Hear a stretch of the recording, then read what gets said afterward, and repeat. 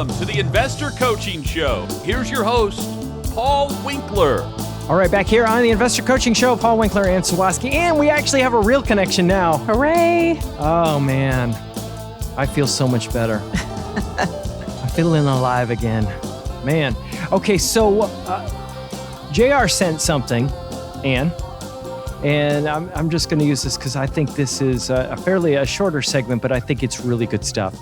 You don't have to be smart to get rich. I would totally agree with that. I can think of a lot of examples. Yeah.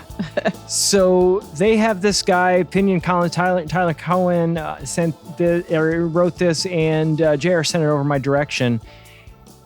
You get this adage, well, if you're so smart, why aren't you rich? And you go, well, there may be a little bit more to it than just smarts.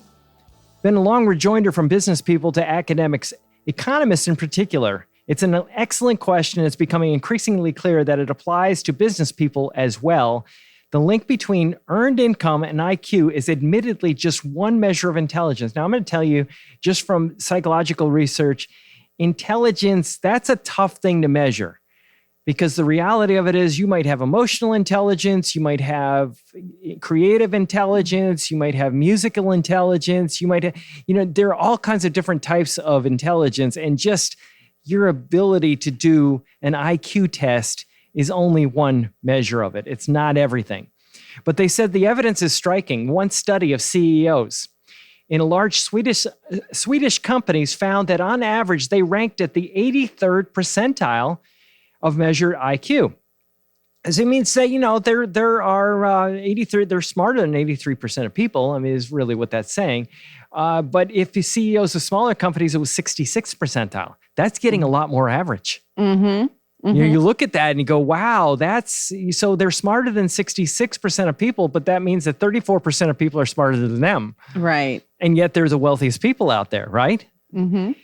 So that's above average, but it's hardly a cluster at the top of the distribution, it says. Many CEOs undoubtedly achieve their position through hard work, charisma, people skills, and other abilities, not to mention luck.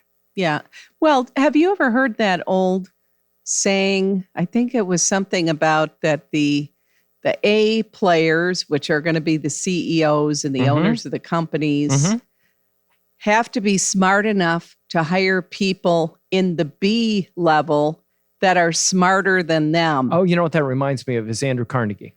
Maybe that's where I read it. Well, Napoleon Hill interviewed Andrew Carnegie, and he said, and Napoleon Hill was a cub reporter, and he said, Mr. Carnegie, he said, you have made your wealth in steel. And Andrew Carnegie goes, I know nothing about the making and manufacturing of steel. And he goes, but you've made your wealth doing this, sir. He goes, what do you mean you know nothing? He goes, I surround myself with people that know everything about the making and manufacturing. He said, what's your job then? And he says, keeping these fellows working together. Yeah. And, it's a good point. I mean, that was probably where you heard it. But yeah, I remember that distinctly years ago. So the connection between IQ and income is also positive but underwhelming. One study concluded that moving from the 25th to the 75th percentile of IQ correlates with 10% to 16% boost in earnings. Not that big of a deal. No. I mean, 25th percentile, yeah, that puts you in the bottom quarter. Yeah. That means that, 75% of people are smarter than you. Yeah. You go, wow, in terms of IQ anyway. But you look at it as a poor proxy, and they said that, it's a general notion of smarts, but IQ is the most refined and commonly used intelligence measure, and it's just overrated. Why is that the case? I've always felt that. Yeah, why is that the case? Yeah. And they said, well, one possibility. I love this. This is the reporter writing this. The very smartest people prefer a more balanced life rather than working all the time. They're very smartest people are too smart to work all the time. I thought that was funny. And another one was luck. And that's a big part of it too. You think about it, luck. And a lot of people get into things, and I often talk about walking through the doors when they're opening. Mm-hmm. And gave an example of basketball players and LeBron James in particular. He says, never been the fastest man in the NBA, nor the best shooter, defender, or rebounder, but he has an extreme synthetic intelligence that made him possibly the greatest player in league history, and not incidentally a great team leader. And, so the reality of it, it's just an encouragement. Look, you don't have to have the highest IQ out there to be tremendously successful. A lot of times it's just looking around and keeping your eyes open.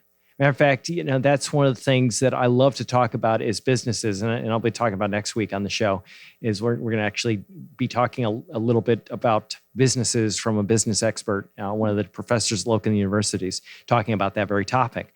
But the thing that happens so often is that people end up in CEO positions and they just maybe have better people skills is one of the things that you find. It's not necessarily your ability to take a three-dimensional object, unfold it, and then put it back together and figure out what it's going to be. I don't know if you've ever seen those IQ tests. Yeah. They crack me up. They're just like, what? Okay, that tells me that you're smarter than everybody else because you can do that. Anyway, just very encouraging. And from the standpoint of, what does it take to be successful? A lot of times, quite frankly, I have found that some of the most successful people are just like Andrew Carnegie, good delegators. They find people and they surround themselves with people that have all the information that they need on various topics. Right. And that's one of the things that I think is really important is saying, okay, well, I don't know and I can't know everything about this. I'm going to have somebody that does know everything about it. And there's something else I may not know everything about, but I'm going to get the person that does know everything about it. And being able to get these people working together, I think that's probably one of the best pieces of advice I was ever given coming up in running a business. Matter of fact, I was talking to my son about that this morning. We were actually having a conversation about the idea of synergy. And the idea that, you can be really great at something, really, think that you're really great at something. And I forgot what it was. There was somebody that was really, really good. And they were very frustrated. Oh, I know what it was. It was music. He was talking about a band. And I think it was Pink Floyd. The lyricist, when he left or was kicked out of the band, he thought, they're just gonna cave. And the whole thing's going to fall apart. And when he wrote his own stuff, it did not do that well. And the point is that he said, well, why? I mean, good grief. He was like, he was the person. I said, you know what? A lot of times it is the whole is bigger than the sum of its parts. That's an old saying I said to him. I said, Alex, that's what it is. The whole is greater than the sum of the parts. And we may think that we're great and we're wonderful, but in the reality of we only know a tiny fraction of what can be known. And what we really need to do to be successful is surround ourselves with people that complete the whole in order to be really, really successful. And good CEOs, there you go. That's what they do. It just hit me. I mean, just really thinking about it, that's what they do really, really well. Yeah.